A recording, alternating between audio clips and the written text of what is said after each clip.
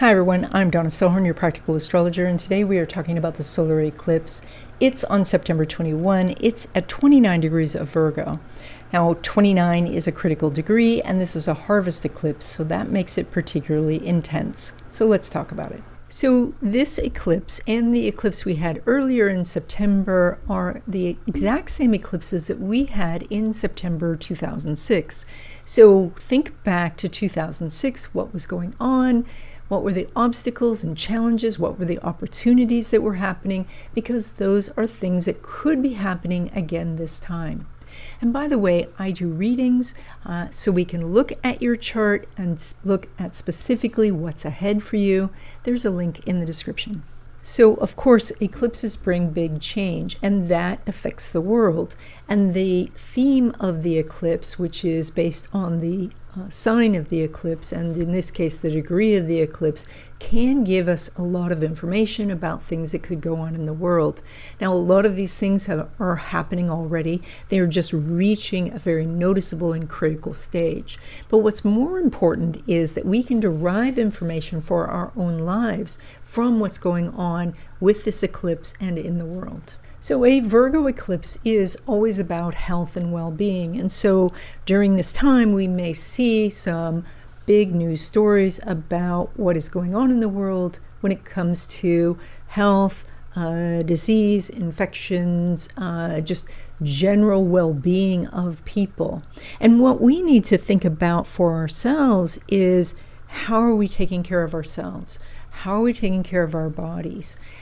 Because this 29-degree eclipse says that if there are things that you know you need to be doing and you're not doing them, now is the time to start, because the energy here is really loud. It's like a megaphone saying, take care of yourself. A Virgo eclipse is about agriculture and the food supply, and so oftentimes with the Virgo eclipse, we are going to see rising food costs or even shortages. And again, you may have already been experiencing some of this, but this is also that now it becomes more extreme. Now it becomes more noticeable. And the message for us as individuals is, how can we become more self-sufficient? Now, in a society, it's very hard to be 100% self-sufficient, but we can learn to cook at home, keep a well-stocked pantry, to connect with local restaurant owners or local farmers and support what they're doing in our communities. A Virgo eclipse also talks about the people in general, the condition of the population, and so that can lead to some, expressing and civil unrest, and we are seeing that again already. And so it's very important to express our opinions and to be out in the world saying our truth. But this is also a reminder that in our own lives, we need to look at what's not working and make some changes to figure out, what we're doing that is something that we would normally rebel against. And so then we say to ourselves, okay, this is something that has to change. Also, a Virgo eclipse is about how large companies and the government itself just works on a daily basis. And so it's quite likely that we're going to hear a lot more about jobs, how many jobs are being created, or how few are being created, layoffs and things like that. And so that reminds us, that bigger picture reminds us to take a look at how we're doing our daily lives and what we need to subtract from our daily lives, what we need to add to our daily lives to make it better, to put ourselves more on the path that we want to be on. And that might involve, meditation or journaling. That might involve getting into the community, meeting your neighbors, and connecting with people. Now, this eclipse affects those people who are born between the 14th of the month and the 27th of the month. I'm going to put the specific dates on the screen, and that means that your sun is getting hit by this eclipse. Now, of course, a conjunction, a square, or an opposition would be the strongest hit, but even a semi-sextile is going to affect you. And so this hit to your sun means that some aspect of your identity is shifting. That is that you are deciding to leave an old part of you behind and embrace something new. Additionally, it's very important to check the planets and as well as a couple of important points, and that would be the ascendant and the midheaven. Those in particular could affect your job, your living arrangement, your relationship. And so look for any planets or points that are between 25 degrees and 29 degrees, or between 0 and 4 degrees. All of those indicate a hit. Of course, personal planets and the moon are going to be a stronger hit. Some of the outer planets like Uranus, Neptune, and Pluto are going to be more generational, so people around your age will be experiencing a similar thing. And I also wanted to mention that if you have anything at early Libra, so that's 0 from 4 degrees, that's actually a conjunction with that eclipse, with this eclipse at 29 Virgo. So that's often missed because of the change of signs, but this is a very potent hit. Now, eclipses allow us an opportunity to see our situation very honestly and make some changes. And this can be something you're quite conscious of, that you've been saying to yourself, I need to change this, or you're already in motion towards it. It also can bring a kind of, oh, the emperor has no clothes type of experience where we say, I didn't realize that I've been fooling myself. I didn't realize that I was not paying attention to this as much as I was. And so then it's time to get real. And so either of those things can help us move forward. Okay, Gemini, this solar eclipse at the base of your chart is really very much about what you're giving to all of the people in your life, and you assessing whether you are receiving something in return for that.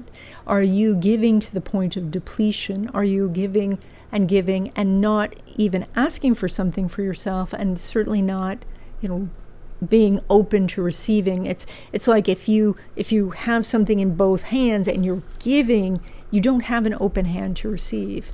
So, and this could be connected to family, people who live with you, people who are very close in your life.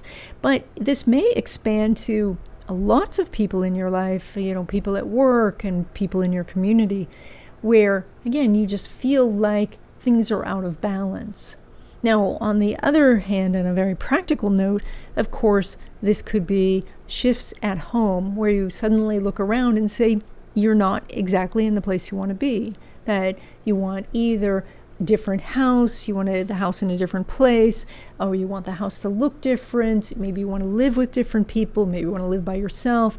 So the energy here is you might first look at the community and what the balance is between giving and receiving, but then also looking at your foundation and where you live and seeing if that's where you really want to be. Now, of course, something like a move takes a lot of time, and that's one of the things that happens on an eclipse is we make a decision, and then over a 6-month period, then that repercussions of that decision unfold.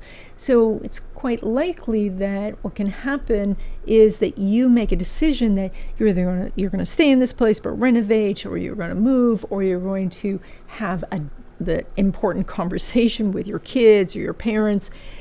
And then as you do make the decision, then later those actual things take place. And that could be outside this 2-week period. And a way that you can uncover more information about this eclipse is through an astrology reading. Astrology readings are very helpful. They give you information about yourself. They can uncover your hidden talents and abilities, and they can also give you a view of what's ahead. So I do readings. There's a link in the description. Now, when it comes to love relationships, specifically new love, Mercury is making a semi-sextile to Venus. And a semi-sextile here indicates that you could meet someone for a love relationship, but the timing is a little bit wonky. I mean, first of all, it's eclipse time, and eclipse time can bring really intense connections. Sometimes the intensity of it is something that is wonderful in the moment, but it's not sustainable. Like if you meet someone and they just change your mind about everything, that's great, right? Because, like you maybe build confidence. I mean, maybe it's great. So when you build your confidence, they say, yeah, you can go, be a champion tennis player, or, you can go surf these waves. But to have that sort of intensity day in and day out can be hard.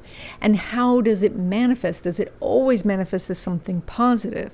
So while you're doing this semi-sextile energy, and you are doing good energy for meeting someone, just keep it in mind that if you're looking for something quiet and sedate, you may want to start this relationship very slowly, get past that eclipse energy so that it can start out calm. Now, when it comes to existing love relationships, there's no aspect going on between Mercury and Jupiter.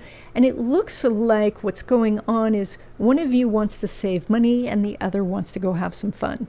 And you may even trade places during this 2-week period of, like you're usually the one that wants to save money, but because there's no aspect, it's very hard to resolve this disagreement during this 2-week period. So it may be that, like you can get clever and say, okay, I found these free things to do, and they're going to be really fun. But the person who's, feeling like they have to hold on to the money may say, oh, but we can't take time off of work or something like that. So again, with no aspect, it's hard to come to a meeting of the minds because you both have things that are very important to you, but right now they seem a little incompatible. Now, in general, this type of thing does not, over the long term, hurt a relationship. It's just one of those things where, it's like a little bump in the road. It's a little pothole. Now, when it comes to your money, you pull money from the moon, which is at a critical degree, making a semi-sextile to Mars, also at a critical degree. And so there is maybe this feeling inside of you of, if not now, when? Like there's such a pull, like I have to do this now. The semi-sextile says that the number of steps or how you do it may not be so clear. And it's really important that you get into it, that you start working on it. And as you do, then you start to see, oh, this is how you do it, or this is where you need help, or something like that. So, but it's absolutely necessary that you get hands on to it. So, and that is like, even if you're doing something like some home repair, you get the screwdriver in your hand and then you'll go, oh, I know what I need. It's only when you start the action that then the ideas and the information you need flows. Now, when it comes to money from business or from investments, the moon's making an opposition to Saturn. And you're always looking for an aspect between moon and Saturn for making money, and this is an aspect. So this means that there are opportunities for you to make more money over this next 2 weeks. Now, that said, you might think, but it's an opposition with Saturn.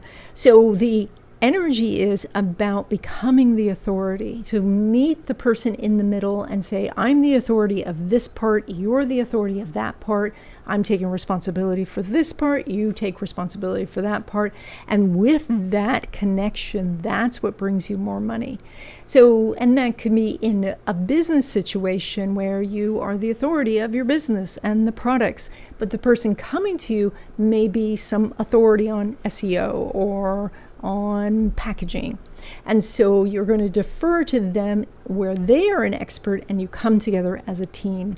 The same thing with meeting your broker. You may be very interested in automotive stocks or something like that because you know cars. And then the broker, they know business. And so the two of you come together and you make something happen. And then when it comes to money derived from career, so that would be a paycheck, you are doing that semi-sextile between Moon and Mars. And so one of the things that can help you gain more money in your job is by getting a little bit out of your comfort zone, not a huge amount, not stepping out and trying to do something entirely new, but looking at what could be tweaked, what could be shifted, what could be altered just a smidge to make things easier for your boss, more effective, save you time, save you energy, save the company money, those sort of things. You bring those to your boss and then you have a good case for getting more money in your job. So if you were given the chance to completely change one part of your life, what would it be? Take a moment and think about this, because oftentimes that answer will tell you where the eclipse is falling in your chart.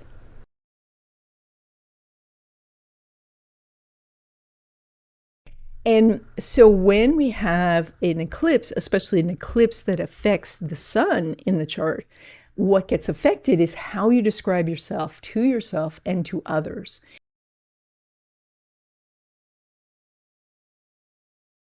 Then, just less than a month later, Venus opposes the eclipse degree, and that happens on October 1st. And that's going to be some sort of maybe announcement about commerce, about prices, about goods, because Venus rules the Taurus energy, which is the stuff that we want to have.